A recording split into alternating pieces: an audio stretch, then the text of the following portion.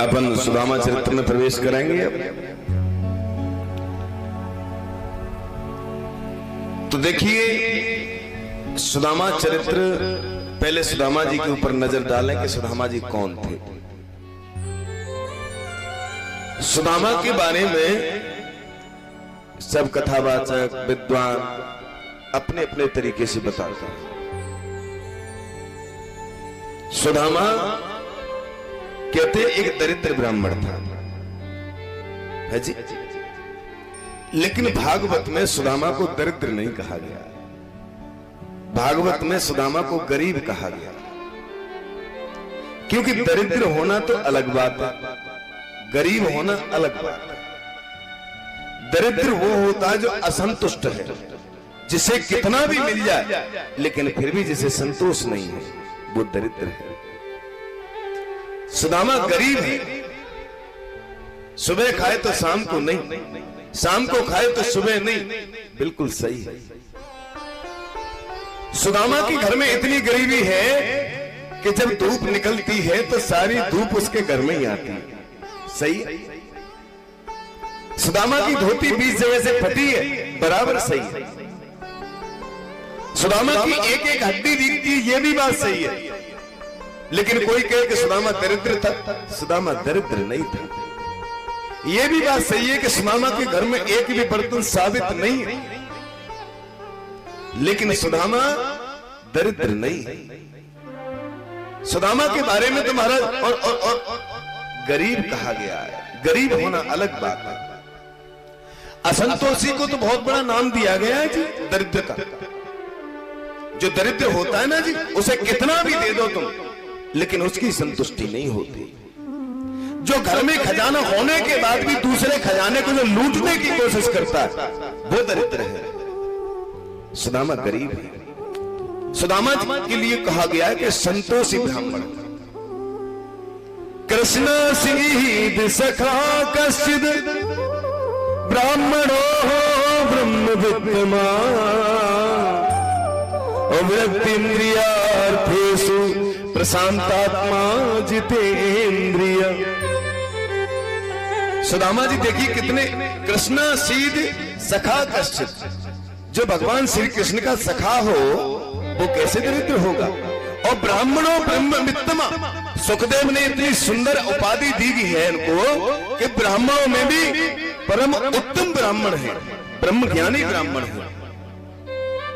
इतना ब्रह्म ज्ञानी ब्राह्मण होने के बाद उसे दरिद्र कैसे कोई कह सकता है। विरक्त इंद्रियार्थेषु, प्रत्येक इंद्रिय से विरक्त है।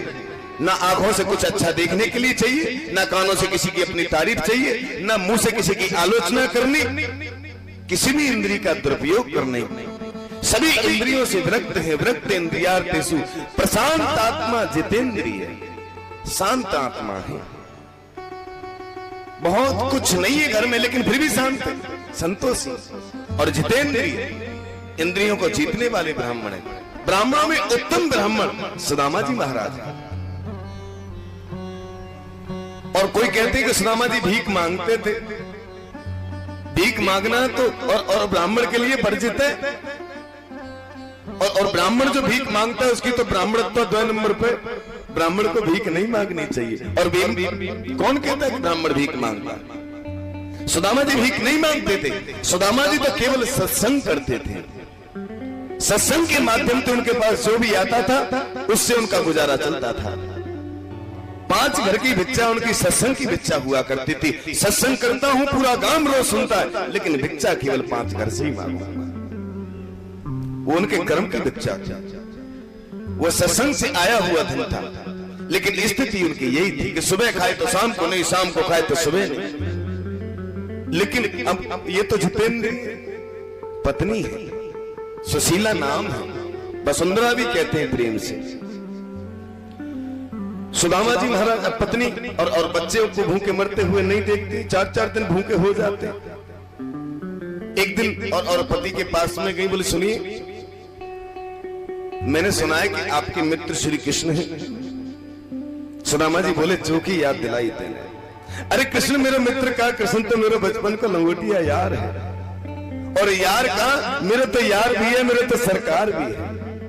मेरा तो कन्हैया मित्र भी है और मेरा तो प्रभु भी है। दिन रात भाई के नाम को तो भजन करूंगा। सुशीला बोली वो तो सब ठीक है, लेकिन मैंने सुनी है कि वो द्वारकाधीश है, बहुत बड़े पैसा वाले हैं। ये तुम उनके पास में चले जाओगे तो तुम्हारी हालत को देख के तुम्हारे ऊपर कुछ कृपा कर देंगे। सुदामा जी बोली कैसी बात करते हो देवी? अरे मैं मानता हूं कि वो अमीर है, लेकिन मांगने की बात आई तुमने कही तो विपत्ति परे पर द्वार मित्र के न जाइए। विपत्ति जीवन में आ जाए तो मित्र से मैं नहीं मांग सकता। अरे जब पड़ोसियों से मैंने नहीं मांगा तो मैं मित्र से क्या मांगूंगा? मेरी मान्यता जी है, और तुम मांगने के भाव से तुमने मुझसे कहा मुझे ठीक नहीं लगा। मांगन मरण समान है, मत मांगो कोई भीख, मांगन से मरना भला यह सतगुरु की सीख। क्या मांगना? मानता हूं वो द्वारका का राजा है, लेकिन मैं भी तो अपने घर का राजा, मैं क्या मांगू उससे? सुशीला बोली अब कैसे काम चलेगा जो जाएंगे नहीं तो? बोले देखिए आपको मैं ये नहीं कह रही हूं आप जाकर के वहां से पैसे लाओ, कुछ लेकर के आओ, लेकिन मैं ये कहना चाहती हूं कि आप कम से कम अपने मित्र से मिले तो आओ।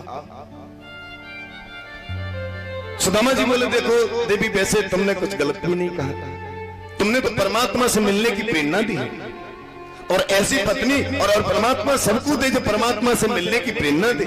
तुमने भगवान से मिलने के लिए मुझसे कहा है तो कुछ गलत भी नहीं कहा। अब देवी तुम कहती हो तो मैं प्रयास करता हूं, लेकिन नियम है कि मित्र के यहां और गुरु के यहां भगवान के द्वार पर कभी खाली हाथ नहीं जाना चाहिए। और हमारे घर में तो घर के 2 मुट्ठी चावल भी नहीं है, मित्र के पास में कैसे जाऊं खाली हाथ, क्या लेकर के जाऊं? सुशीला बोली उसकी आप चिंता मत करिए, और अब तो जाने की तैयारी कीजिए, मैं कुछ लेकर के आती हूं। सुखदेव जी कहते हैं राजन परीक्षित सुशीला 3 घर में जाती है, 3 घर से एक मुट्ठी चावल लेके आती है। अगर जरा सा इशारा कर दे सुदामा तो बोरी की बोरी चावल घर में आ जाएंगे, लेकिन कभी किसी से मांगना नहीं। लेकिन 3 घर से 3 मुट्ठी चावल लेके आई। स्त्री थोड़ा बुद्धि से काम ले रही है। सुशीला जी ने कहा बोले एक ही घर से 3 मुट्ठी ले जाऊंगी तो सब ठीक नहीं रहेगा। 3 घर से 3 मुट्ठी चावल होगा तो अलग अलग चावल होगा, कोई मोटा चावल, कोई पतला चावल, कोई पीला चावल, कोई सफेद चावल। कन्हैया को पहचानने में देर न लगे, मेरे चावल को पढ़ के कन्हैया पहचान ले कि इस चावल में एक चावल भी सुदामा के घर का नहीं। और पोटली में भी बांधा तो ऐसी में बांधा जो 20 जगह से थेगरी लग रही है।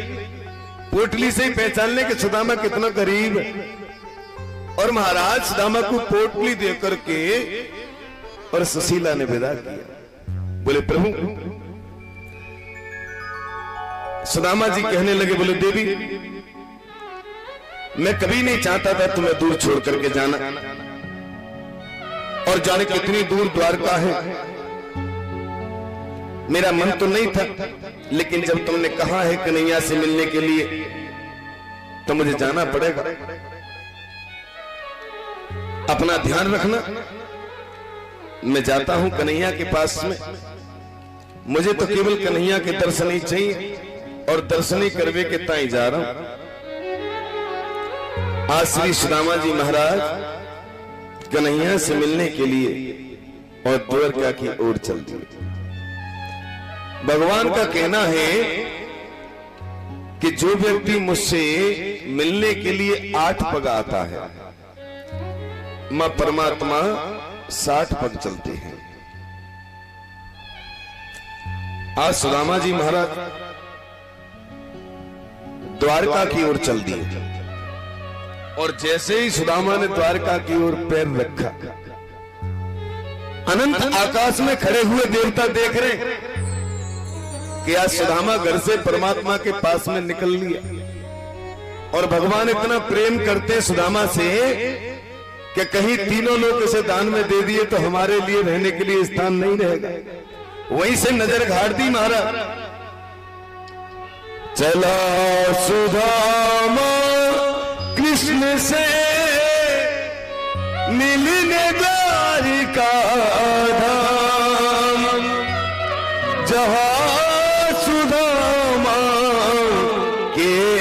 बसे बाल सखा घनश्याम, बाल सखा घनश्याम।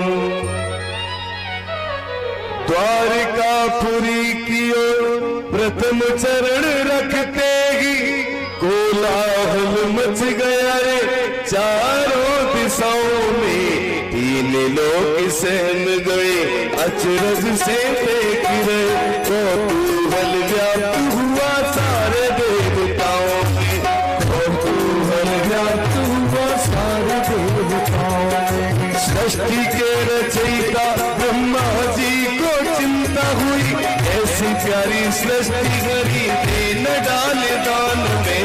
कृष्ण ने सुदामा को स्वर्ग दान दे दिया, तो देवता रहेंगे जाके कौन से स्थान में, देवता रहेंगे जाके कौन से स्थान में।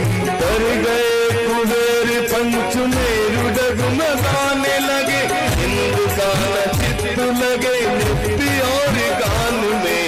मित्र से मिलेगा मित्र, भक्त से मिलेंगे प्रभु, जाने क्या लुटा दे प्रभु मित्र के सम्मान में, जाने क्या लुटा दे प्रभु मित्र के सम्मान में, जाने क्या लुटा दे प्रभु मित्र के सम्मान में। आज देवता अनंत आकाश में देख रहे महाराज, और सुदामा जी कृष्ण से मिलने चल दिए। आज सुदामा जी धीरे धीरे करके एक नदी के पास पहुंच गए। कन्हैया को चिंता हुई कि मेरा भक्त आ रहा, तो केवट का रूप लेकर के कन्हैया नदी के पास पहुंच गए।